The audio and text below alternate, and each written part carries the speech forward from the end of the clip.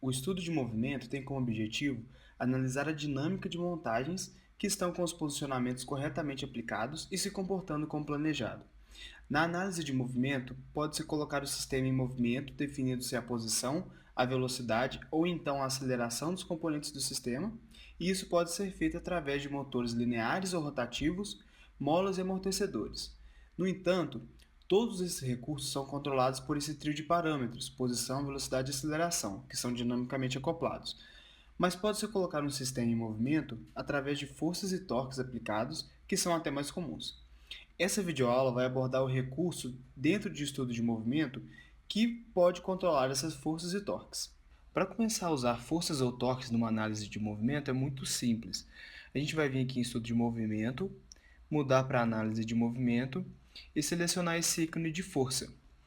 E aqui nesse menu a gente escolhe se quer usar força ou torque, se essa força ou esse torque se é somente ação ou ação e reação, e como essa força ela se desenvolve durante o tempo.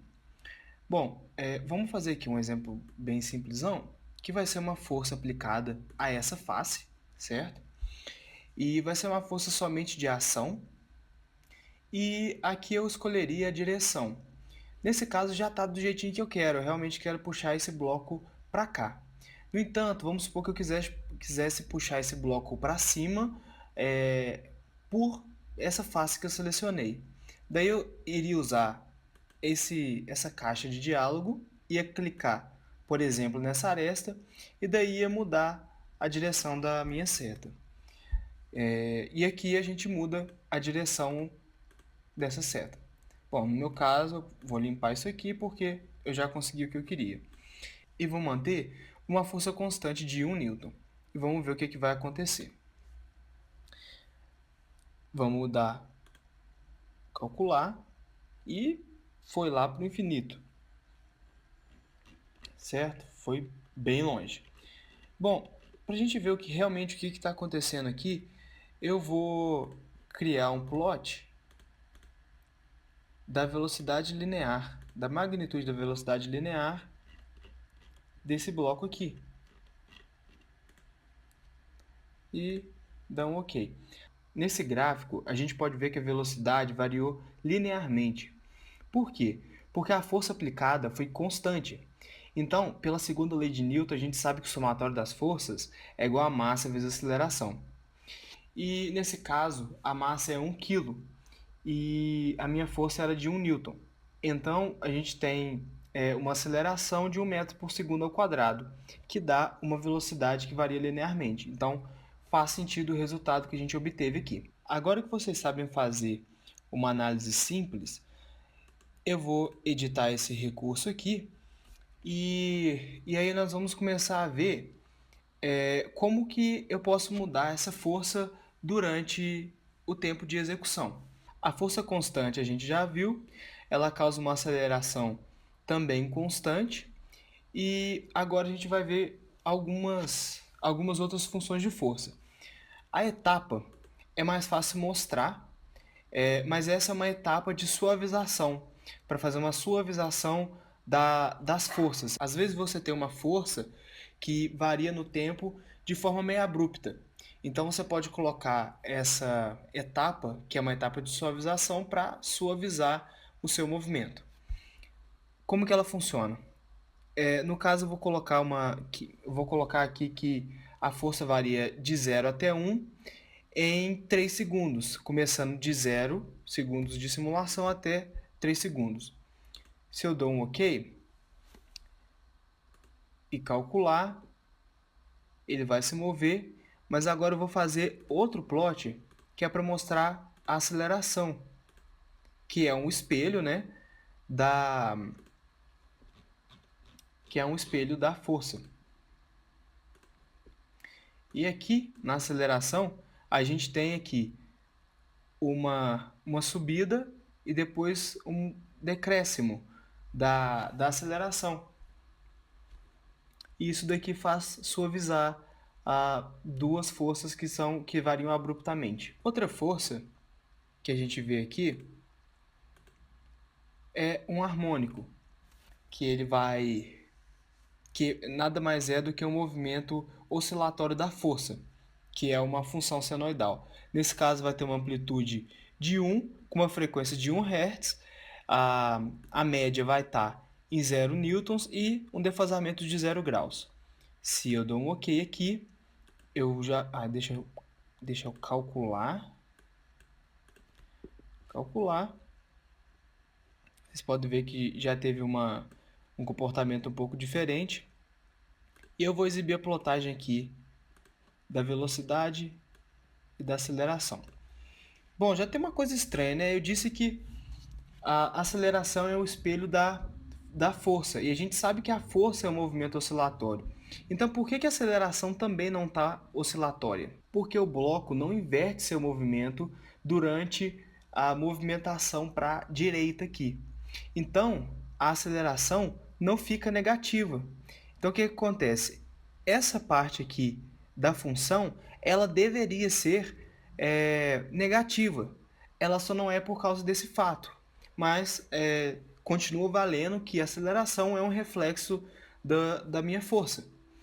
E a velocidade, no entanto, já acompanha o movimento oscilatório, porque, como vocês podem perceber lá na simulação, ele aumenta e diminui a sua velocidade. Por quê? Porque a aceleração está ficando negativa. Então, por isso que eu consigo esse movimento oscilatório. Deixa eu dar um play aqui para vocês verem de novo. Olha só. Ele começa e para, mas não inverte seu movimento. Então, é assim que se explica aqueles dois gráficos. Seguindo,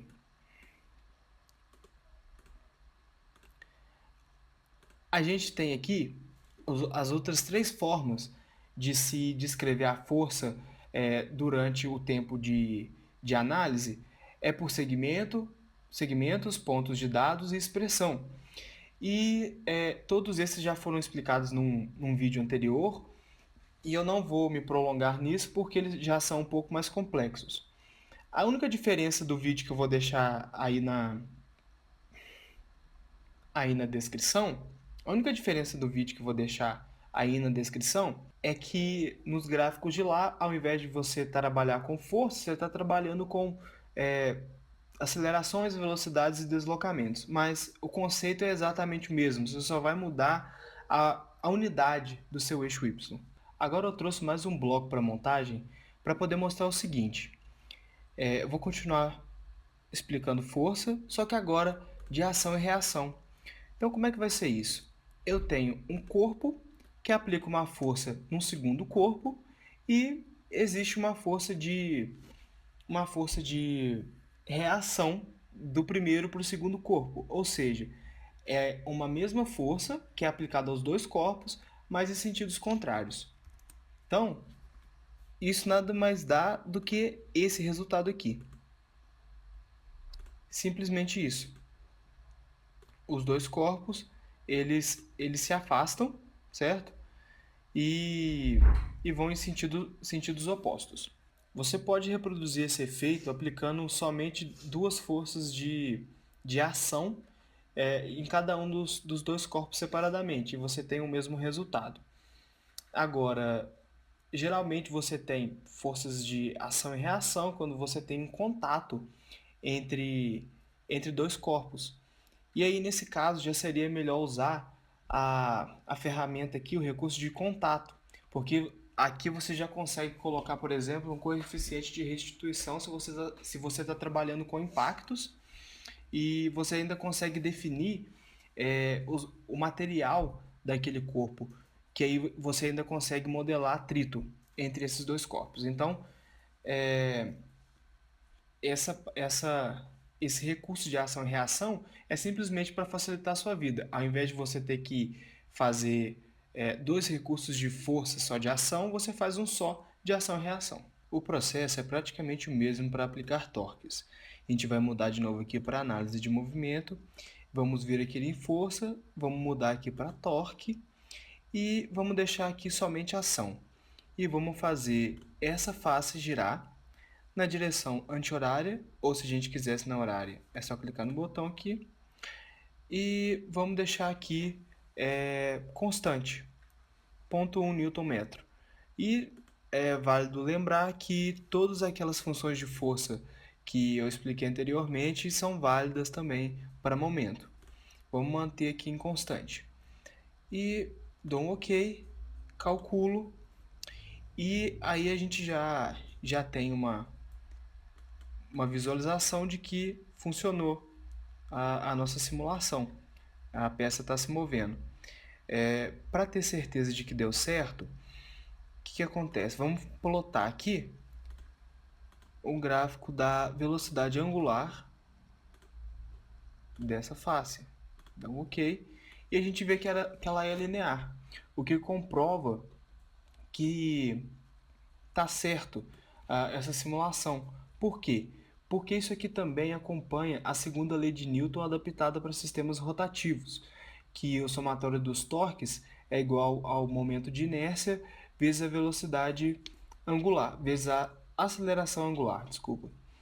E, e aí então a gente vê que, como a gente sabe que o momento de inércia desse corpo aqui é 1 e também o torque aplicado é 0,1, isso nos dá uma aceleração angular constante, o que tem que dar uma velocidade que varia linearmente no tempo. Então, nós validamos a nossa simulação dessa maneira. Seguindo, a gente pode fazer essa análise para ação e reação também. Vamos vir aqui, novo estudo de movimento. E aí a gente vem em torque, ação e reação. Vamos selecionar essa face e essa face. E mantém constante. E agora dou um OK. Então, peraí. O azul tem que girar no sentido horário e o vermelho, ou rosa, tem que girar no sentido anti-horário. Então vamos confirmar se isso está certo. Bom, já adianto que a gente vai ter que mexer aqui na resolução e mudar para 60 fps, senão a gente não vai pegar essa transição aqui, porque ela é bem rápida. E então agora, calculando de novo, já tá bom? Vou pedir para prestar bem atenção nesses dois risquinhos.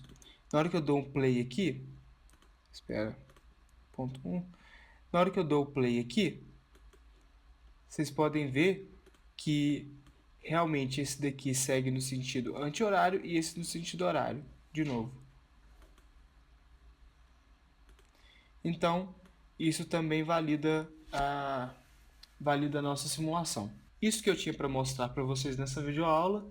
Eu espero que vocês tenham aprendido alguma coisa e até a próxima.